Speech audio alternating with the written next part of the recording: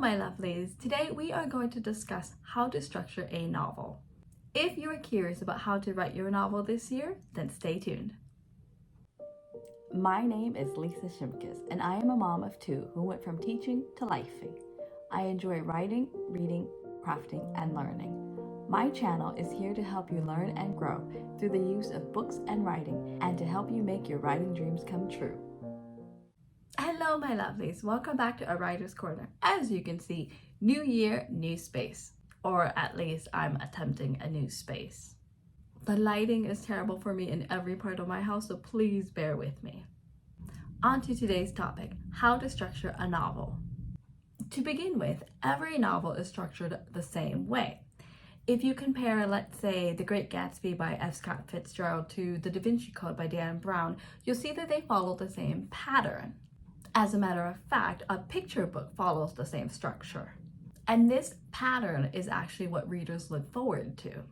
The structure keeps the reader engaged, keeps them guessing, surprises them, and gives them a resolution. So, what is this structure? 1. Have a strong hook and opening scene. Always start with a strong opening and hook. This is how to gain attention on your novel, and hopefully your readers will stay engaged through to the end. Honestly, it's the same thing that scriptwriters and content creators do with their scripting. What does this look like?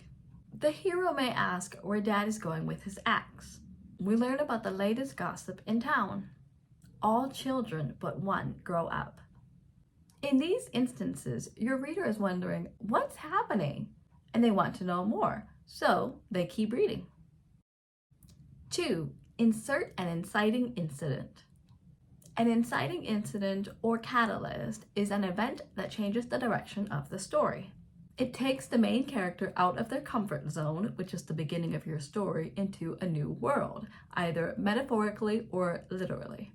The inciting incident is the beginning of a challenge for your character. They are challenged to change. And change is the hero's overall journey or lesson. And I made a video all about that here.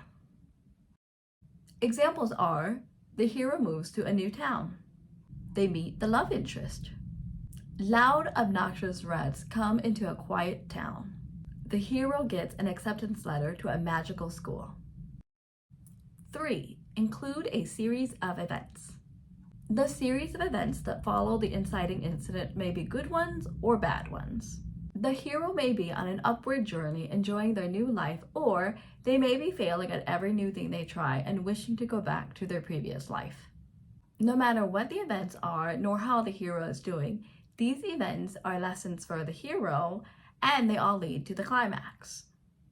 For instance, the hero must take on roles and responsibilities of a young woman in 13th century England, even though she's only 14 years old and would rather not be doing mundane work nor discussing marriage proposals.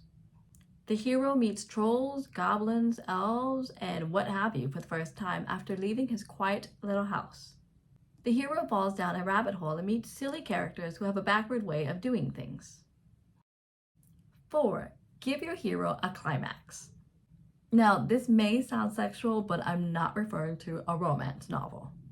The climax is the point of no return for the hero. This is where all the tension from previous events reaches its highest point, literally on a plot diagram. The hero must face their flaw, and the conflict of the story gets resolved.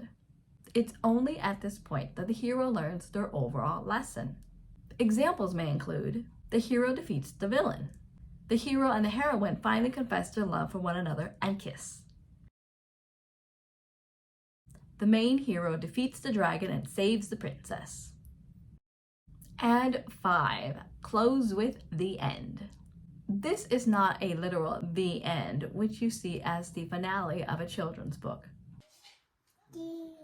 Okay, sit down and read. Please?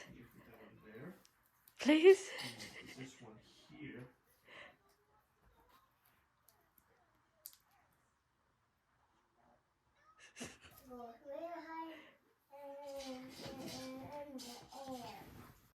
This is the resolution. It's what happens to the hero after they finally accept the change that they needed to go through. The reader needs to know how the hero is doing and how they have been affected by all the events that have taken place in the novel. Everything comes to a close, all questions have been answered, and our hero has either changed for the better or worse. For example, the hero is actually unwell and struggling to reacclimate with their life back home, and they decide to end their journey. The main character passes all the candy trials and wins a chocolate factory. The antagonist is killed, and the heroes are crowned kings and queens of the land. In conclusion, every story is structured the same way, and it's this structure that keeps the reader engaged from the beginning to the end. This includes having a strong opening and a hook, including a series of events for the hero to experience, and resolving the story with an ending. As you come up with your story idea and novel, take into account these crucial points and have fun writing. That's all I have for today. Thank you so much for watching this video. If you'd like more writing tips and tricks, don't forget to like and subscribe and hit that notification bell, and I'll see you in the next video. Bye.